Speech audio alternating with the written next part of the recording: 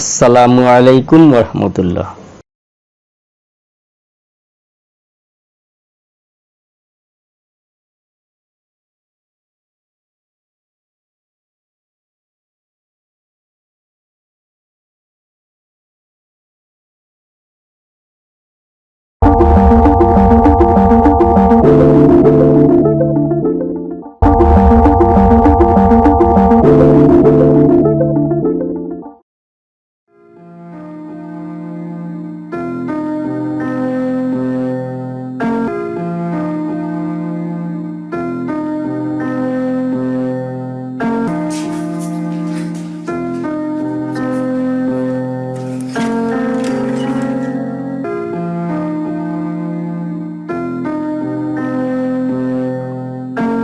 ফিরে এলাম নতুন আরেকটি ভিডিও নিয়ে। আমাদের নতুন আরেকটি ভিডিওতে সবাইকে স্বাগত।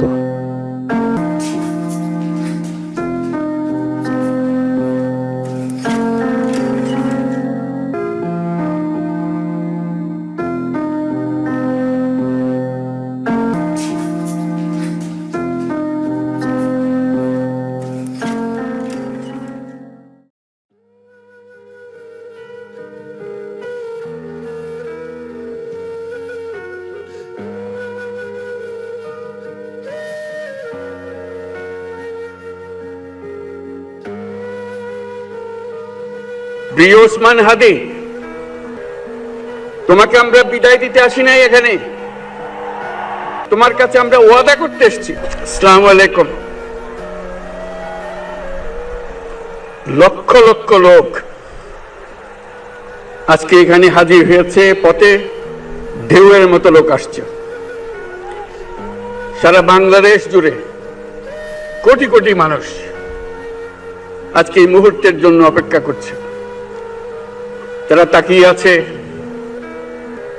হাদির কথা শোনার জন্য। আজকে বিদেশে যারা আছে বাংলাদেশি, এই মুহূর্তে তারাও হাদির কথা জানতে চায়। প্রিয় ওসমান হাদি, তোমাকে আমরা বিদায় দিতে আসি নাই, এখানে তুমি আমাদের বুকের ভেতরে আছো এবং চিরদিন বাংলাদেশ যতদিন আছে তুমি সকল বাংলাদেশির বুকের মধ্যে থাকবে। এটা কেউ সরাতে পারবে না। আমরা আজকে তোমাকে প্রিয় হাদি বিদায় দিতে আসিনি। আমরা তোমার কাছে আমরা ওয়াদা করতে এসেছি। তুমি যা বলে গেছো সেটা যেন আমরা পূরণ করতে পারি, সেই ওয়াদা করার জন্য আমরা একত্র হয়েছি। সেই ওয়াদা শুধু আমরা নয়, পুরুষানুক্রমে বাংলাদেশের সব মানুষ পূরণ করবে। সেই ওয়াদা করার জন্যই আমরা তোমার কাছে আজকে এসেছি, সবাই মিলে যে যেখানে আছি। আমরা তোমার যে মানব প্রেম, তোমার যে ভঙ্গি, মানুষের সঙ্গে উঠা বসা, তোমার যে রাজনৈতিক দৃষ্টিভঙ্গি, সবাই প্রশংসা করছে। সেটা আমরা মনে প্রাণে গ্রহণ করছি, যে এটা যেন আমাদের মনে সবসময় জাগ্রত থাকে, আমরা সেটা অনুসরণ করতে পারি। তুমি আমাদেরকে এমন এক মন্ত্র কানে দিয়ে গেছো, সেই মন্ত্র বাংলাদেশের কেউ কোনোদিন ভুলতে পারবে না এবং এই মন্ত্র চিরদিন আমাদের কানে বাঁচতে থাকবে। সেই মন্ত্র বাংলাদেশের বড় মন্ত্র হয়ে আমাদের জাতির সঙ্গে সংযুক্ত থাকবে। তোমার মন্ত্র ছিল চলো বলো বীর চির উন্নত মমশির। এই উন্নত মমশিরের যে মন্ত্র তুমি দিয়ে গেছো, সেটা বাংলাদেশি সন্তানের জন্মলগ্ন থেকে যতদিন সে বেঁচে থাকবে নিজের কাছে বলবে চল বলো বীর চির উন্নত মমশির, আমাদের শির কখনো নত হবে না।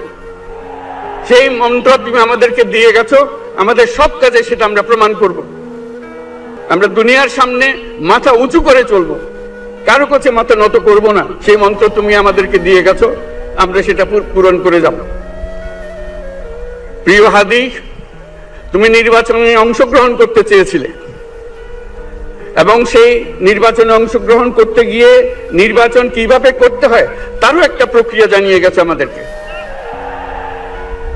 সেই প্রক্রিয়া যেন আমরা সবাই মিলে গ্রহণ করি, যে কিভাবে প্রচারণা কার্য চালাতে হয়, কিভাবে মানুষের কাছে যেতে হয়, কিভাবে মানুষকে কষ্ট না দিয়ে তার বক্তব্য প্রকাশ করতে হয়, কিভাবে বিনীতভাবে মানুষের কাছে আসতে হয়, সবকিছু তুমি শিক্ষা দিয়ে গেছো। আমরা এই শিক্ষা গ্রহণ করলাম, আমরা এই শিক্ষা চালু করতে চাই। আমরা সবাই আমাদের জীবনে আমাদের রাজনীতিকে এই পর্যায়ে নিয়ে আসতে চাই, যাতে হাদি আমাদের জীবনে স্পষ্টভাবে জাগ্রত থাকে। হাদি, তুমি হারিয়ে যাবে না, তুমি কোনোদিন কেউ তোমাকে ভুলতে পারবে না। তুমি যুগ যুগ ধরে আমাদের সঙ্গে থাকবে, আমাদেরকে তোমার মন্ত্র পুনঃ পুনঃ মনে করিয়ে দেবে, আমরা তোমাকে মনে করিয়ে দেব চলবীর অন্যতম মুর্শিদ। আমরা সেই মন্ত্র নিয়ে আজকে সামনের পথে এগিয়ে যাব। তোমাকে আমাদের সবার পক্ষ থেকে তোমার সঙ্গে ওয়াদা করলাম, আজকে তোমাকে আল্লাহর হাতে আমানত রেখে গেলাম। আমরা সব সময় তোমার কথা স্মরণ রেখে জাতির অগ্রগতির পথে চলতে থাকব। ধন্যবাদ সবাইকে। শরীফ শহীদ ওসমান হাদি, তিনি স্বাধীনতার সার্বভৌমত্ব রক্ষার জন্য এই বাংলাদেশের 18-20 কোটি মানুষের কাছে একটি মেসেজ দিয়েছিলেন, কিভাবে একটি স্বাধীনতার সার্বভৌমত্ব রক্ষা করতে হয়। আজকের বড় পরিতাপের বিষয়, আমার বলার মতো কোনো অবস্থা নেই। আপনারা জানেন যে শরীফ ওসমান হাদির একটি বাচ্চা মাত্র 8 মাস বয়স। ওর বাচ্চা যখন জন্ম হয়েছে আমাকে বলেছেন, ভাই আমার বাচ্চার জন্য একটি নাম নির্বাচন করেন, যেই নামের মধ্যে বিপ্লবী চেতনা থাকবে। আমার সন্তানের জন্য একটি নাম নির্বাচন করেন, যেই নামটা সাহসিকতার পরিচয় বহন করবে। আমি অনেক যাচাই বাছাই করে ওর সন্তানের নাম দিয়েছিলাম ফিরনাস, বিপ্লবী এবং সাহসী। সম্মানিত ভাইয়েরা, আজকের ওর সন্তানের চেহারার দিকে তাকানো যায় না। আজকের আমার মা প্রায় পাগল হয়ে যাচ্ছে, জ্ঞান হারিয়ে ফেলছে। আমার ভাই বোন তারা পাগল হয়ে যাচ্ছে। আমার 6 ভাই বোনের মধ্যে সবচেয়ে ছোট ছিল শরীফ ওসমান হাদি। আজকের তার লাশ আমার কাঁধে বহন করতে হচ্ছে। আজকের আপনাদের কাছে আমার কোনো দাবি নেই, শুধু একটি দাবি। 7 থেকে 8 দিন হয়ে গেল দিবালোকে প্রকাশ্যে রাজধানী ঢাকায় জুমার নামাজের পরে খুনি প্রকাশ্যে গুলি করে যদি পার পেয়ে যায়, এর চেয়ে লজ্জার আমাদের আর কিছু নাই। যদি বর্ডার পাস হয়ে যায়, 5 থেকে 7 ঘন্টা সময় তারা কেমন করে গেল, এই প্রশ্ন জাতির কাছে রেখে গেলাম। আমার কোনো চাওয়া পাওয়া নাই। আমার ভাই ওসমান হাদি শহীদ হয়েছে, ওর শহীদি তামান্না ছিল। আপনারা ওর বক্তব্য শুনেছেন, আপনারা শহীদ ওসমান হাদির টক শো শুনেছেন। ও সব সময় শহীদি তামান্না করত। হয়তো আল্লাহ তাআলা ওর শহীদি সেই মত নসিব করে দিয়েছেন। কিন্তু আপনাদের কাছে আমি এই ঋণ কোনদিন আমি ছাড়ব না। আমার ভাই শরীফ ওসমান হাদির বিচার যেন প্রকাশ্যে এই বাংলার জমিনে আমরা দেখতে পারি। ভাইরা আমার, 7-8 দিন হলো এখনো পর্যন্ত আমরা কিছুই করতে পারলাম না। এই দুঃখে কলিজা ছিঁড়ে যাচ্ছে। আমরা ওসমান হাদির জন্য দোয়া করি, আমরা ওর সন্তান ওর স্ত্রীর জন্য দোয়া করি। ওর সন্তান মাত্র 8 মাস বয়স, গতকালকে যখন ওর কাছে নিয়ে আসছে সবাই বাবাকে দেখাবে ওসমান হাদিকে, আমি বললাম কি লাভ হবে, ও তো কোনোদিন ওর বাবার চেহারা কথা বলতে পারবে না, ওর ছেলে আর কোনোদিন জানবে না যে আমার বাবা কেমন ছিল। এরা আমার ওসমান হাদি আর ফিরে আসবে না। ওসমান তুমি দেখে যাও, লক্ষ লক্ষ জনতা, তাওহীদি জনতা তোমার জন্য পাগল। ওসমান তুমি মরো নাই, তুমি আমাদেরকে পাগল বানাই দিয়ে গেছো। আল্লাহর কাছে আমরা সবাই দোয়া করি, আল্লাহ যেন আমার ভাই শহীদ শরীফ ওসমান হাদিকে জান্নাতুল ফিরদাউসের মেহমান হিসেবে কবুল করেন। আল্লাহ তাআলার কাছে দোয়া করছি, আয় আল্লাহ তাআলা, আমরা যারা বেঁচে আছি ঈমানের সাথে স্বাধীনতার সার্বভৌমত্ব রক্ষা করে তৌহিদের দ্বীপ বাংলাদেশকে যেন আমরা রক্ষা করতে পারি, সেই তৌফিক আল্লাহ তাআলা আমাদের নসিব করুন। আপনাদের সবার কাছে দোয়া চাচ্ছি। আমার মেজো ভাই ওমর ফারুক সাথে ছিল, ওর জন্য আপনারা দোয়া করবেন।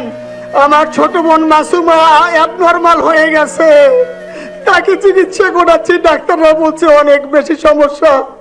আমাদের পরিবারের জন্য একটু দোয়া করবেন। আমাদের আর কোনো চাওয়া পাওয়া নাই। শরীফ ওসমান হাদি তুমি বেঁচে থাকো, আমরা ওর জন্য দোয়া করি। আল্লাহ তাআলা শরীফ ওসমান হাদিকে জান্নাতের সর্বোচ্চ মাকাম নসিব করুন, আমিন।